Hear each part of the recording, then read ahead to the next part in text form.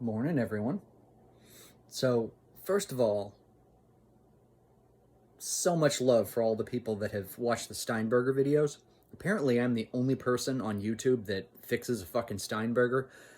Um, Great guitars. Oh my god. I'm looking at another one right now because I got rid of mine a few years ago.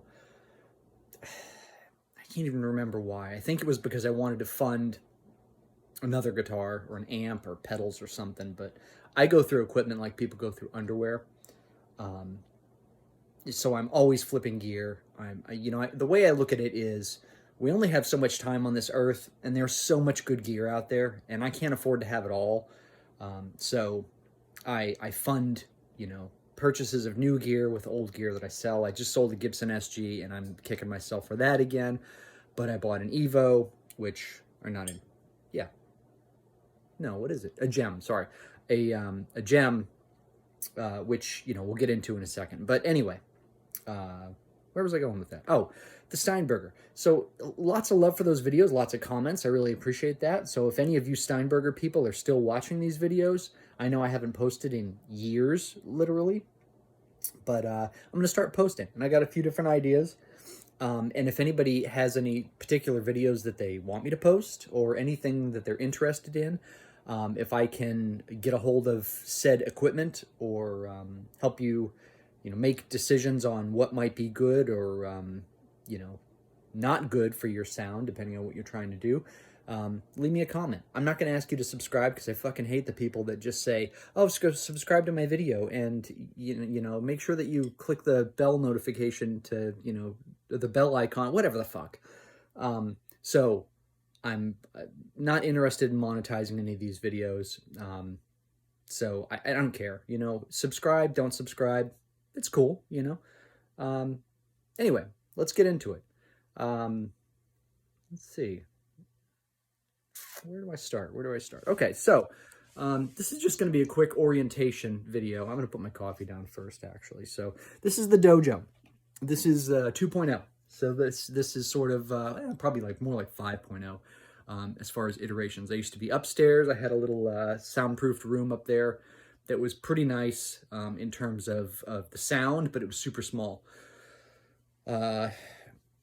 I'm downstairs now. This used to be an office. This was a sort of a multi-function room. Now it's just wrecked down here, and I'll show you in another video. But basically, orientation is we've got a nice big TV so I can post, so I can watch YouTube videos and stuff like that. We've got the guitar stuff down there. We've got an amp. We've got my effects, which I'll go through in a little bit. Got vinyl over there, record player. And then the functional guitars at this point are the EVH, that is the right-handed, and Wolf watches over that to make sure that it stays safe. It was actually a gift from my uncle, who is just a solid guy, and I love that guitar. I'm going to give that guitar a little bit of love today. It needs a string change. This is the new Gem. It's a Gem Junior because if I bought a left-handed regular Gem series standard, it would probably cost me a kidney. This is a cool RG. This one doesn't get a lot of love from people for some reason, but it's a really cool guitar, and it's a hardtail, which I really actually like hardtails. I almost prefer hardtails. Certainly in order from most to least is the Floyd Roses are my least favorite. The Floyd Rose full floating, I would say, are my least favorite, so this one's up and down. The Floyd that's on the EVH is only a down. It's only a drop, so yeah, I really love the finish on this one as well. It's got a nice quilt finish, but it's like a matte, so kind of unique. One thing that I have a challenge with as a left-handed guitar player, and you can look at this yourself, actually. If you go to Sweetwater, if you go to AMS, Musician's Friend, any of those online companies, and you look at guitars, and you just pull up electric guitars and look at the number of right-handed guitars that are available versus the number that are left-handed available. It sucks. I have I think out of the entire stock at American Musical, there are like 250 left-handed guitars and about 4,000 right-handed guitars. So fuck you, guitar manufacturers. Left-handed people like to play too, so why don't you make some nice guitars? And don't mark them up 10 to 20%, because that's what all of the markup is on all these guitars. This is a Ibanez Tallman acoustic electric, so it's got a nice little preamp there with volume, tone, and a tuner built into it. So that would be cool if it wasn't an absolutely terrible sounding guitar. I need to really spend some time going into an amp and seeing if I can EQ that and make it a little bit better.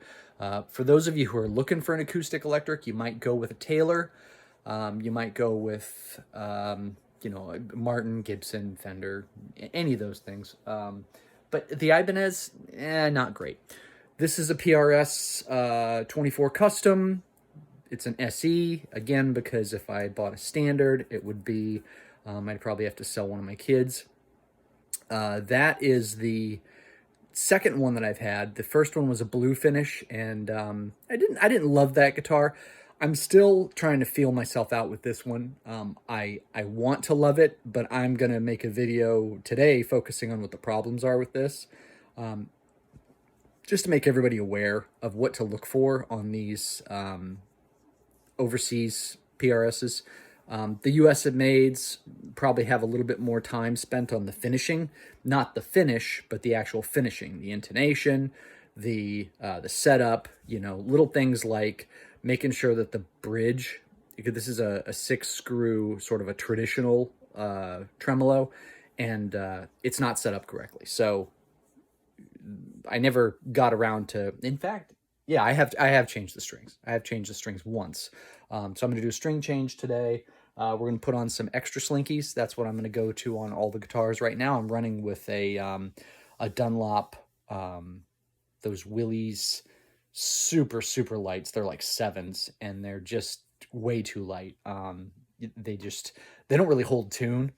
So we'll talk about that as well. All right, over on the other side, so we've got that. PRS, which we'll talk about. I got a nice new Steve Vai Pia strap on that, which really complements, I think, you know, complements the look of the guitar. I was going for kind of a regal thing. And then last but not least, we've got this. This is one of those cheap glary guitars, but what I did was I put the saddle pickups, the acoustic piezo, whatever, pickups on that. So I don't even need the pick guard. What I'm going to do is I'm going to just take this pick guard off. I'll use it as a template because it's not a standard Fender size. I'll use it as a template to just cut like a Perloid or something like that. Yeah, so that's the functional guitars right now. And then in the wood shop, I've got 3 that I'm working on. One is a Chibson or a Jackson, I guess, Chinese Jackson. The PC1, the Phil Collin signature model, Phil from Def Leppard. It was green, and then I tried to make it purple sparkle, and that didn't work. So I've got a body and a neck and some electronics and a nice gold Floyd Rose and gold hardware that I might do something with.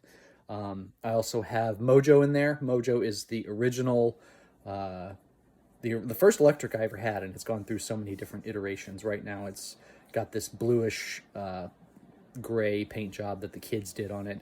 And then I have the old Green Bean, which is a Warmoth body. It's a Warmoth soloist body. And then it has an Ibanez Wizard 2 neck. So anyway, those are the guitars. That's the studio as it stands right now, or the dojo as I call it. Yeah, and so we'll do a video in a few on Signal Path, just what I'm using for Signal Path and how I'm setting things up, because that's one mission for today, is to sort of redo the pedal board. And then the other one will be a guitar setup on the PRS, talking about some of the issues that the PRS has. So anyway, hope everybody's having a great day. And I just got in from dealing with 9 inches of snow up here in New Hampshire. So where you are, I can only hope that it's sunny and unweathery. Later.